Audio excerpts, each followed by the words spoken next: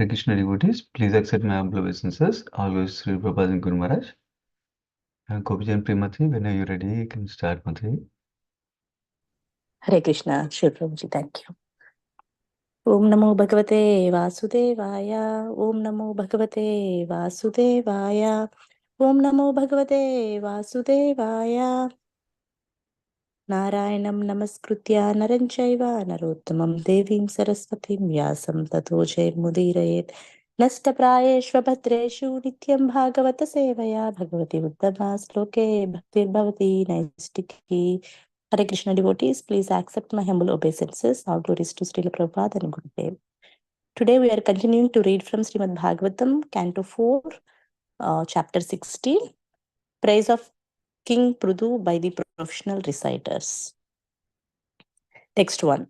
The great sage Maitreya continued. While King Prudu thus spoke, the humility of his nectarian speeches pleased the reciters very much. Then again they continued to praise the king highly with exalted prayers, as they had been instructed by the great sages. Text number 2. The reciters continued, Dear King, you are a direct incarnation of the Supreme Personality of Godhead, Lord Vishnu, and by his causeless mercy you have descended to this earth. Therefore, it is not possible for us to actually glorify your exalted activities, although you have appeared through the body of King Veena. Even great orators and speakers like Lord Brahma and other demigods cannot exactly describe the glorious activities of your lordship. Text 3. Although we are unable to glorify you adequately, we nonetheless have a transcendental taste for glorifying your activities. We shall try to glorify you according to the instructions received from authoritative sages and scholars. Whatever we speak, however, is always inadequate and very insignificant. Dear King, because you are a direct incarnation of the Supreme Personality of Godhead, all your activities are liberal and ever laudable. Text 4. The king, this king, Maharaja Prudu, is the best amongst those who are following religious principles. As such, he will engage everyone in the pursuit of religious principles and give those principles all protection. He will also be a great chastiser to the irreligious and atheistic. Text 5. This king alone, in his own body, will be able in due course of time to maintain all living entities and keep them in a pleasant condition by manifesting himself as different demigods to perform various departmental activities. Thus, he will maintain the upper planetary system by inducing the populace to perform Vedic sacrifices.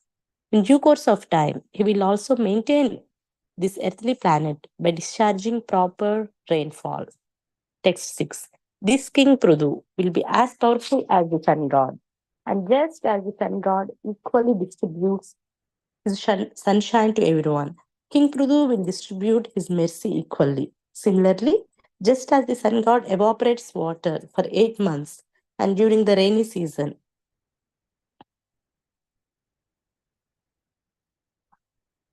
returns it profusely. This king will also exact taxes from the citizens and return these monies in times of need. Text 7. This king Prudu will be very, very kind to all citizens, even though a poor person may trample over the king's head by violating the rules and regulations. The king, out of his causeless mercy, will be forgetful and forgiving. As the protector of this world, he will be as tolerant as the earth itself. Text 8. When there is no rainfall and the citizens are in great danger due to the scarcity of water, this royal personality of Godhead will be able to supply rains exactly like the heavenly King Indra. Thus, he will be very easily be able to protect the citizens from drought. Text 9. This king, Prudhamaraja, by virtue of his affectionate glances and a beautiful moon-like face, which is always smiling with great affection for the citizens, will enhance everyone's peaceful life. Text 10. The reciters continued, no one will be able to understand the policies the king will follow. His activities will also be very confidential, and it will not be possible for anyone to know how he will make every activity successful. His treasury will always remain unknown to everyone. He will be the reservoir of unlimited glories and good qualities, and his position will be maintained and covered just as Varuna, the deity of the seas, is covered all around by water. Text 11. King Prudu was born of the dead body of King Veena, as fire is produced from arani wood. Thus, King Prudu will always remain just like fire, and his enemies will not be able to approach him. Indeed, he will be unbearable to his enemies. For all those staying very near him, they will never be able to approach him, but will have to remain as if far away. No one will be able to overcome the strength of King Prudu. Text 12. King Prudu will be able to see all the internal and external activities of every one of his citizens. Still, no one will be able to know his system of espionage, and he himself will remain neutral regarding all matters of glorification or vilification paid to him. He will be exactly like air, the life force within the body, which is exhibited internally and externally, but is always neutral to all affairs. Text 13. Since this king will always remain on the path of piety, he will be neutral to both his son and the son of his enemy. If the son of his enemy is not punishable, he will not punish him. But if his own son is punishable, he will immediately punish him. Thank you, Prabhuji. Hare Krishna. Yeah, thank you so much, Mother. Hare Krishna. Yes, Sri Krishna Prabhu, whenever you're ready, you can start, Prabhuji. Hare Krishna, Prabhuji. Thank you so much. Thank you very much, Gopijana Priya Mataji, for reading the translations today.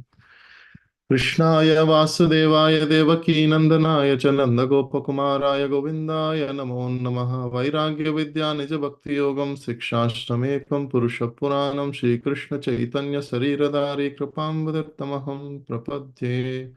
Hare Krishna, Krishna Krishna, Hare Hare, Hare Rama, Rama Rama, Hare Hare.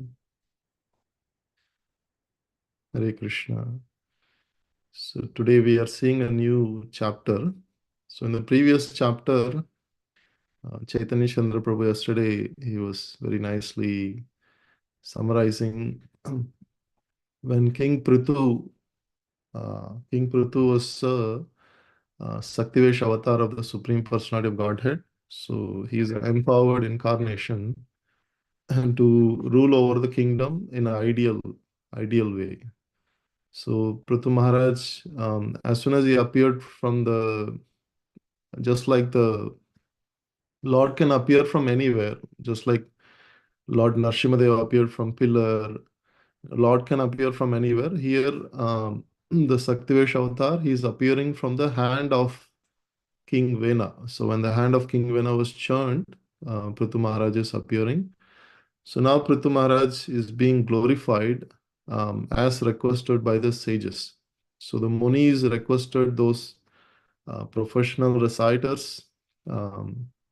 These professional reciters are just like nowadays there are government positions. So in the kingdoms of Kshatriyas, they used to be they are very poetic in Sanskrit, and they are also very knowledgeable. They know the Shastra, so they don't just recite, but they recite according to the qualities.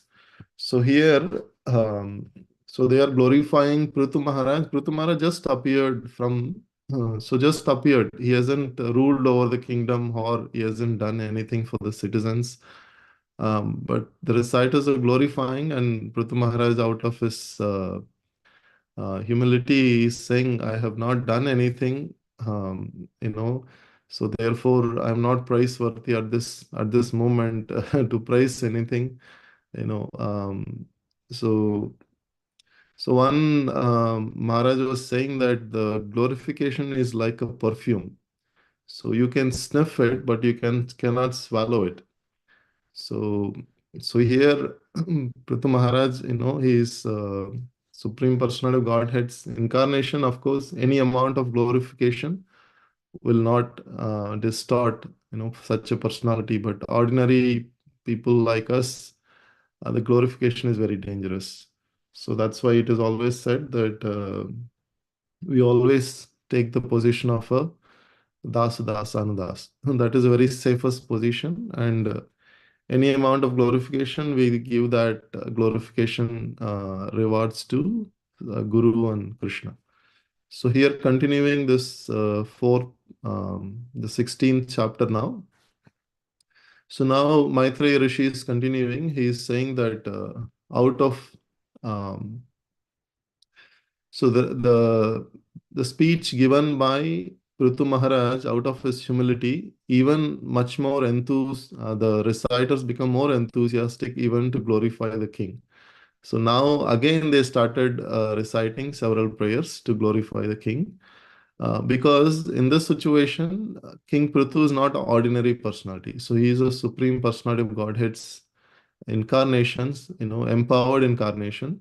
So that is the reason that they become very enthusiastic to glorify again. So in this verse it said Muni Choditaha. So Muni Choditaha means they received instructions from the great sages and saintly persons. So, and they are very enthusiastic at the same time because King Prithu is already displaying wonderful qualities of his humility and expert speech. So yesterday also Chaitanya Chandra Prabhu said the GSS system, Guru Sadhu Shastra. So the Guru Sadhu Shastra is the measure is the measuring what the scale that Vaishnavas use to measure any type of instructions, all the siksha that we get. Is it in alignment or not? Is in alignment with the Shastra, alignment with Guru, alignment with the Vaishnavas? So the same principle. So um, here also, Prabhupada mentions in the purport that a bona fide spiritual master does not mention anything not mentioned in the authorized scriptures. Ordinary people have to follow the instructions of Sadhu, Shastra, and Guru. So here the reciters of Suta and Magadha, they know confidentially that Prithu Maharaj is incarnation of Supreme Personality of Godhead. How they know is through the Shastric knowledge. So they are not whimsically, appointing somebody as the Supreme Lord's incarnation. So that is the point that we have to understand. Anytime there is an incarnation, we have the confidential scriptures will always refer. So then we can take it from the scriptures and we can understand so and so personality is incarnation. So the reciters continued their glorification. So we'll see some of the points from their recitation, how they're glorifying Prithu Maharaj. So now, so they're glorifying some qualities. They are saying that Prithu Maharaj, out of his causeless mercy, he has descended to this earth. Um, and they are saying it is not possible for them to Mahima Anuvarnane. It is not possible for them to describe the glories of such a great personality like Prithu Maharaj. And he has appeared Avatatara Mayaya. So this word Avatatara Mayaya, Prabhupada explains in the purport also. This literally means causeless mercy. So the Mayavadi philosophers, they take the Maya word as illusion or falseness most of the time or all the time. But the Vaishnava philosophy, this word Maya is understood a different meaning based on the context. So here, Prabhupada explains that the Maya, the word, there are two kinds of Maya, as we already know, Yoga Maya and Mahamaya. So Mahamaya is an expansion of the Yogamaya. So Yogamaya is the internal potency of the Lord, and Mahamaya is the expansion. So both these Mayas are different expressions of the Lord's internal potencies. So here he is quoting from Bhagavad Gita, that verse Bhagavad Gita says, Lord is appearing Atma Maya by his own internal energy potency. So therefore we can understand from this verse that by his own compassionate, merciful tendency, Lord is appearing in this as Prithu Maharaj. So, and then the orators, Magadha and Sutta, were saying that even great speakers like Lord Brahmaji and the demigods, they cannot even glorify your activities of lordship. What can we glorify? So now again they are starting to glorify the Lord with all the humility. Um, so going forward, now they're saying um, they were now foreseeing some of the activities that will be done by Prithu Maharaj in the future. So they are foretelling some of the glorious activities that Prithu Maharaj would do. And so now they're saying that although we are unqualified, we are not able to glorify you sufficiently, we'll just try to glorify based on the instructions received from the sages. So again, they are invoking the Munibi Prachoditaha. So because we have been encouraged by the sages, so we'll just try to glorify you. And so now again, Prabhupada makes a point that however expert we can be, but we can never glorify the Lord sufficiently, adequately. Because he is unlimited, he is Vibhu and we are Anu. So only by his mercy that even we were able to see the position of the Lordship.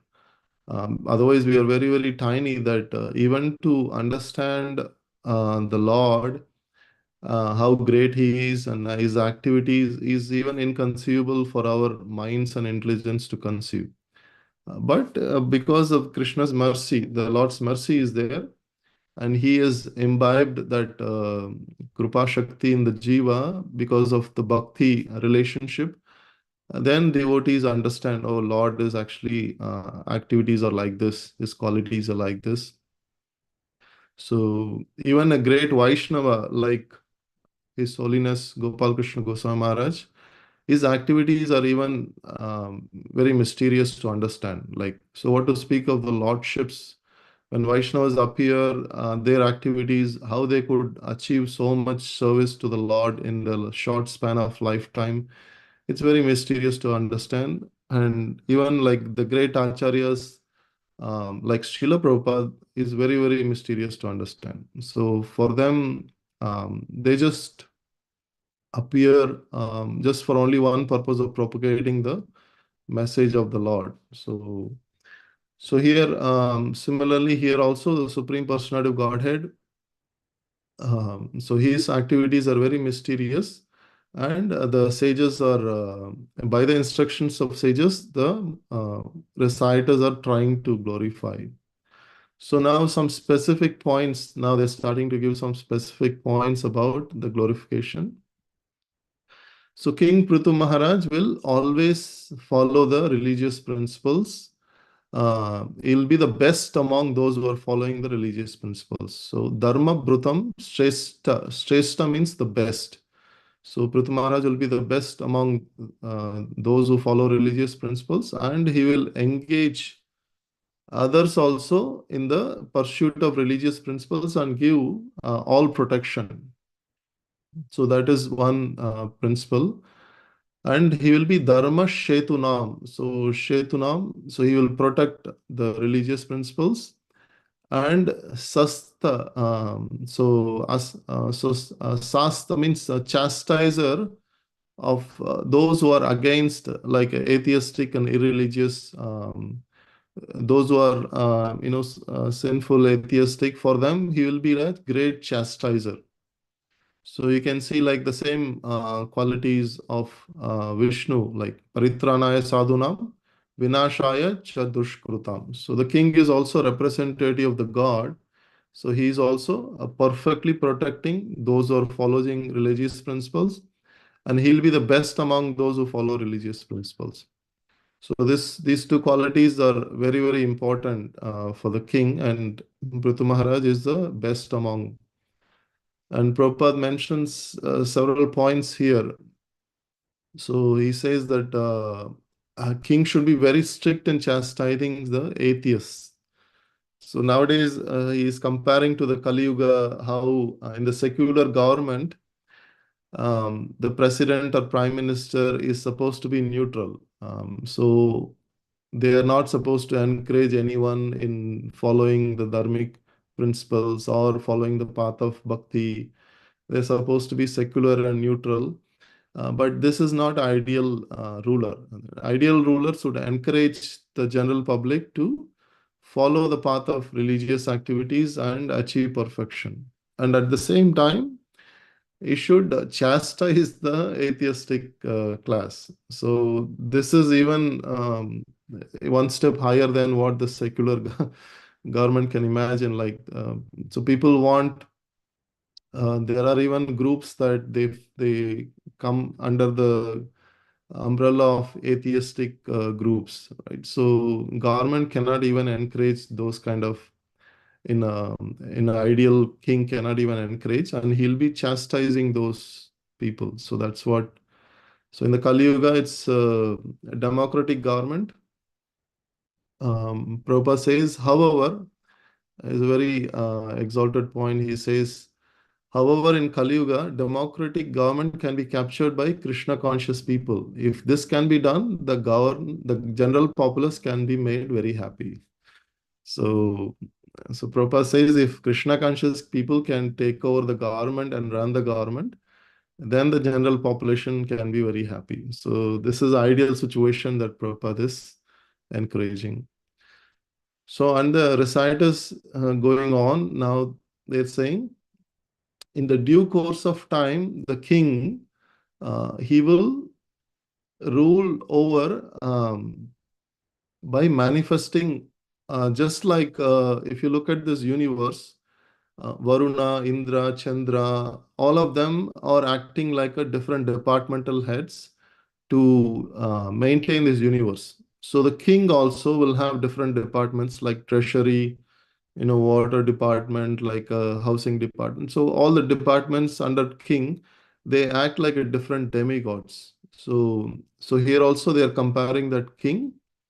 And not only that, Prithu Maharaj can even counteract the effects of the demigods. If there is no rain, Prithu Maharaj has the power to bring rain by his own powers, because he is a incarnation of Supreme Lord. So that is why specifically they mentioned that. uh, so here the king will be able to maintain the population by manifesting himself as different demigods. And also he will induce the population to perform Vedic sacrifices. So, so this is the verse we are actually today we can read the purport and understand. So I'll mention few points. So in this verse, Vedic sacrifices, the point here mentioned was the rainfall is so important for the Earth planet. So Prabhupada makes several points how this sacrifice is so important. This particular verse from Bhagavad Gita, that Annat Bhavanti Bhutani Parjanyat Anna Sambhavaha Yajnat Bhavati Prajanyo Yajna Karma Samudbhavaha. So how this yajna is prescribed duties. This is when we perform the prescribed duties of yajna, then rains are produced by the performance of yajna. So this is like a cycle, and then all the living entities subsist on grains, and the grains are produced from the rains. So this cycle kind of completes only when there is a proper sacrifice. So in the Kali Yuga, to counteract this situation, because the governments are secular, they are not encouraging religious principles or sacrifices. To counteract the situation, what is the solution is Harer Nama, Harer Nama, Harer Nama Eva Kevalam, Kalu Nastyeva Nastyeva Nastyeva Gatiranyata. So the only solution for the general population is to chant the Hare Krishna Mahamantra, Hare Krishna, Hare Krishna, Krishna Krishna, Hare Hare, Hare Rama, Hare Rama, Rama Rama, Hare Hare. So Prabhupada mentions in the purport the Hare Krishna mantra also. So we can understand the importance in the Kali Yuga, the chanting process so powerful. So the Prithu Maharaj is compared to like a sun god. Sun god, what the sun god does out of several light, he gives the light and then the heat, and he distributes the water to all over the universe. Like he takes the water from the ocean and he distributes throughout the universe. So similarly, it is mentioned here that Prithu Maharaj will tax the citizens, and then that tax will be used to distribute throughout his kingdom. So the tax money will be used for different welfare schemes, for public infrastructure and all those schemes. So that example is given compared to the sun. So there is a very appropriate example that Prabhupada says that the tax money is not to be used by government for paying exalted, luxury payments like salaries to the government servants. It is not for the enjoyment of the government, but it is for the citizens to be distributed throughout the kingdom so they can feel protection from the king. So when there is a scarcity or when there is a famine or whatever may be the situation, it should be distributed among the citizens. So this is another quality. Like sun is, as we know, sun is the most powerful planet on the whole universe. So often sun is compared to the Lord's mercy of distribution, equal distribution, or eye of the Lord. So in this verse also they are comparing sun to the Prithu Maharaj, like he is very powerful. And another quality of Prithu Maharaj will be he will be very kind to his citizens. He will be very tolerant, and he'll be very merciful and forgiving. So just like a father is to the sons, so king is like considered like a father.